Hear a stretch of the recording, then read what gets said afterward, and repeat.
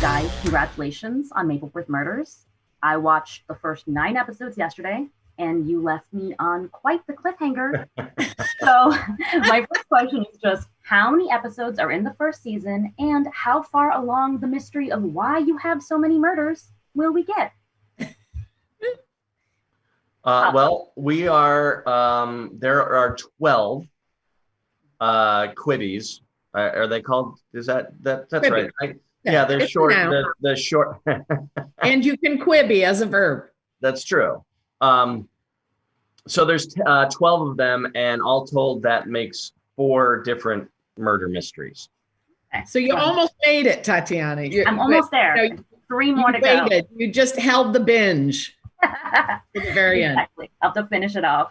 Now, I know both of you create as well as act in it. So how much free reign do you give yourselves?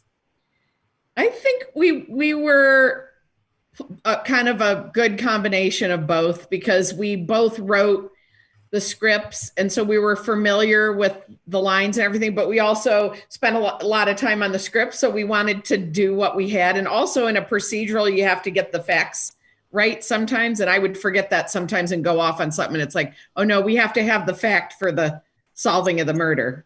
Yeah, I think at one point you even improvised a thing where you had a long time ago murdered someone yourself, and we were like, we can't have her be a murderer in the first 4 episodes. It was like one of the first episodes. The stakes of sketch comedy and our SNL history, it's like, you could just do anything and it didn't matter. No one was fact checking it. But when you have a series that's actually telling a story, a crime procedural, albeit a silly one. Speaking of it being a silly crime procedural, what are each of your favorite murder mystery authors, or perhaps BBC series that inspired the parodies? Paula, you want to go first? Well, Murder, She Wrote is one of my favorite things of all time, as is John's, and that's where he came up with this wonderful idea. And I also am a huge fan of Law and Order SVU and the Law and Orders, really since way back. So those are the 2. I just started reading mystery novels. A friend of mine was reading some, and I just started them, and I can't, for the life of me, it's a British author, a woman, and I can't think of her name. And she has done some really amazing ones. So I'm excited about that, because it really did get me into that sort of, I like a murder mystery that's not too horrifying. Yeah. And my wife and I, Sue, we watch a lot of BBC stuff. We're watching Vera right now. I don't know if you know Vera. I do. She's very kind of similar to Paula's character. Mapleworth. And then Shetland is also a really good one. It takes place in the Shetland Islands. Island. Oh, I heard Shetland was really good. The one I was obsessed with was the one, what's that one, John? We've talked about it with the one about the little boy that gets killed at the very beginning. This is fun talk. You know what I'm talking about with Olivia. Yes, I know what you're talking about. The child killing of Esther Falls. What are we talking about? No, isn't David Tennant in it? Am I not? Yes, David Tennant and Olivia. What's her name? There's a British version and an American version. Grace Point is the American version, and the British version I binged, I think, in like a 3-day. Like, I watched so many in a row that I was like numb from the neck up and the waist down. Yeah, that's some sad feeling, but the rest of me was. But that one, I'll think of it. Of it. Thankfully, y'all's is much more lighthearted than that. But John, I'm really enjoying the Gilbert and Abigail dynamic. It's kind of like he's into her. She's maybe not even into dudes at all. I don't know. So how did you guys decide on that dynamic, and how fun is it to play? Well, originally, I just wanted to be a dumb character, a bumbling character. And then Paula said, well, he should have a crush on me. And then he believes that it's going to happen no matter what. And Paula is always like, I am not, what's one of the things you say? I'm not a fan of the kickstand, Gilbert. Yeah. I'm not crossing the dance room floor for you. for your dance card or whatever. I think the other thing is it's not your typical, guy that, not typical, but I just mean of the day of us talking about like a boss that's always hitting on you. Like Gilbert doesn't even know what you do on a honeymoon. Like at some point he says like kisses are just for honeymoons and no tongues and kisses and all this. So he's very naive. So I know that even if I turned and said, okay, let's do it, Gilbert, it would probably mean go get a soda at the ice cream shop. So the stakes are low, and I do care about him as a friend. Yeah. So, but I still like my handy woman, Junie. Yes, Junie was a great addition. I hope we see more of Junie. That's my real life fiance, Janine Brito. Oh, that's awesome. Yeah. I love that. Now, another dynamic, of course, with your niece, Heidi. So how did you guys land on her and her kind of character as your Watson, as it were?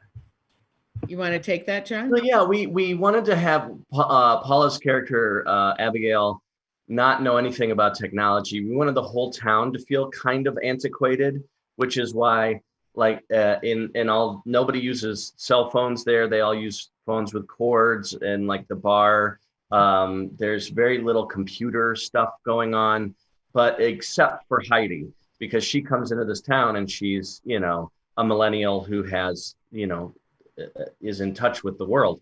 And so we wanted to have that dynamic to have her helping Abigail pull her forward into this time period, and then also help Haley's character kind of slow down.